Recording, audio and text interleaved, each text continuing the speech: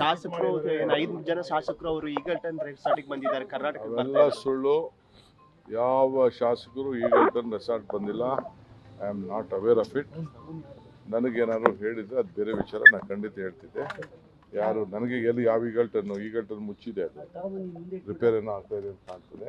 ಅವೆಲ್ಲ ಸುಳ್ಳೋದು.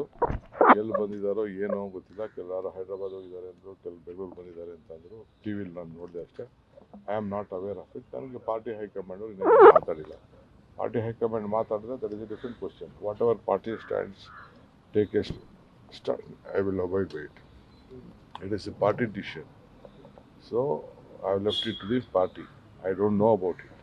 They asked me to go for the campaigning, I have gone for the campaigning. They have asked me to go to release the manifesto, I have gone to release it. That is after that, no one is in touch with me. Tamil Nadu ಕ್ಷಣಕ್ಕೂ ವಾತಾವರಣ ಬದಲಾಗ್ತಿದೆ. ಕೆಲವರು support ಮಾಡ್ತಿದ್ದಾರೆ, ಆಮೇಲೆ ಇಲ್ಲ ಅಂತ ಹೇಳ್ತಾ ಇದ್ದಾರೆ. ನನಗೆ I am not aware of it. ನನಗೇನು ಅಷ್ಟು ಮಾಹಿತಿ ನನಗೆ ಇಲ್ಲ. ನನಗೆ ಯಾರು ಅದ್ರ ಬಗ್ಗೆ ಮಾತಾಡಿಲ್ಲ. ಸರ್ ಆಮೇಲೆ ಅಲ್ಲಿ ರಾಜ್ಯಪಾಲರು ಸರ್ ಸರ್ಕಾರ ರಚನೆ ಮಾಡೋದಕ್ಕೆ ಅವಕಾಶವನ್ನು ಸರಿ, ಇನ್ನೊಂದು ಅಭಿಮಾನೋತ್ಸವ, ಯಡಿಯೂರಪ್ಪ ಅವ್ರದ್ದು ಅಭಿಮಾನೋತ್ಸವ ಕಾರ್ಯಕ್ರಮ ನಡೀತಾ ಇದೆ. ಏನಿಲ್ಲ, ಅವ್ರಿಗೆ ಬರ್ತ್ಡೇ ಇದ್ದರೆ ಒಳ್ಳೇದಾಗಲಿ. ನಾವೇನು ಅವ್ರಿಗೆ ಸೇವೆ ಮಾಡಿದ್ದಾರೆ. ಲಾಸ್ಟಲ್ಲಿ ಅವ್ರ ಪಕ್ಷದವರು ಸಂಘಟನೆ ಮಾಡ್ಕೋಬೇಕು, ಅವ್ರಿಗೆ ಗೌರವ ಕೊಡಬೇಕು ಅಂತಿದ್ದಾರೆ. ತಪ್ಪೇನಿಲ್ಲ, ಅವ್ರ ಡ್ಯೂಟಿ ಅವ್ರು ಮಾಡಲಿ. I wish him good health. ಪುದುಚೇರಿಗೆ ಹೋಗ್ತಾ ಇದ್ದಾರೆ. I wish him good health and let it live long. ಅವರು ರಾಜ್ಯಕ್ಕೆ ಸೇವೆ ಮಾಡಿದ್ದಾರೆ. ಭಗವಂತ ಅವ್ರಿಗೆ ಒಳ್ಳೇದು ಮಾಡಲಿ. ಆದರೆ ಪೊಲಿಟಿಕಲಿ ಅವ್ರದ್ದೇ ಒಂದು ವಿಚಾರಧಾರೆ, ನಮ್ಮದೇ ಒಂದು ವಿಚಾರಧಾರೆ ಅಷ್ಟೇ. ಪುದುಚೇರಿಗೆ ಹೋಗ್ತಾ ಇದ್ದೀರಿ ಇವತ್ತು? ಹೌದಪ್ಪ, ನಾನು ದೇವಸ್ಥಾನ ಹೋಗಿರಲಿಲ್ಲ ಭಾಳ ದಿನದಿಂದ. ಶನೇಶ್ವರನ ಹಿಡಿಯೋಣ ಅಂತ ಹೋಗ್ತಿದ್ದೀವಿ. ಸರ್, ಅಶೋಕ್ ಅವ್ರು ಹೇಳ್ತಾ ಇದ್ದಾರೆ sir, it is a political. They have taken a decision and they will call all the leaders and they will discuss.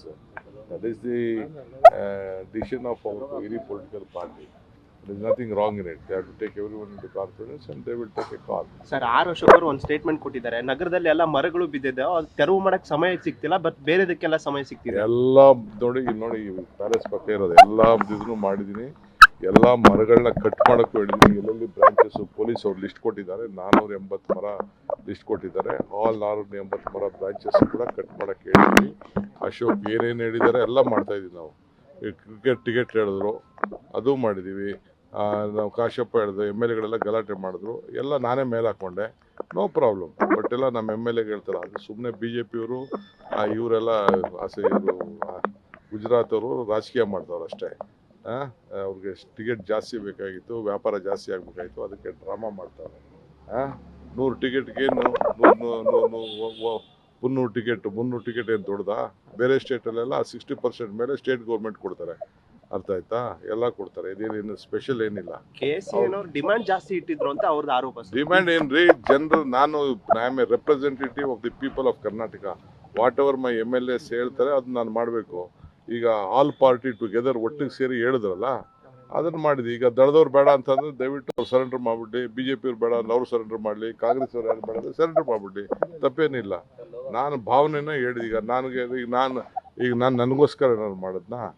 ನಮ್ಮ ಪ್ರತಿನಿಧಿಗೋಸ್ಕರ ಕರೆದು ಮಾತಾಡಿ ಇಬ್ಬರು ಒಪ್ಕೊಂಡ್ರು. ಮೊದಲು 2 ಕೊಡ್ತಿದ್ರು, ಈಗ 3 ಕೊಡ್ರಪ್ಪ ಅಂತ ಹೇಳಿದ್ದೀನಿ. ನ್ಯೂಸ್ ಫಸ್ಟ್, ನಿರ್ಭೀತಿಯಿಂದ ನಿಮ್ಮ ಪರವಾಗಿ.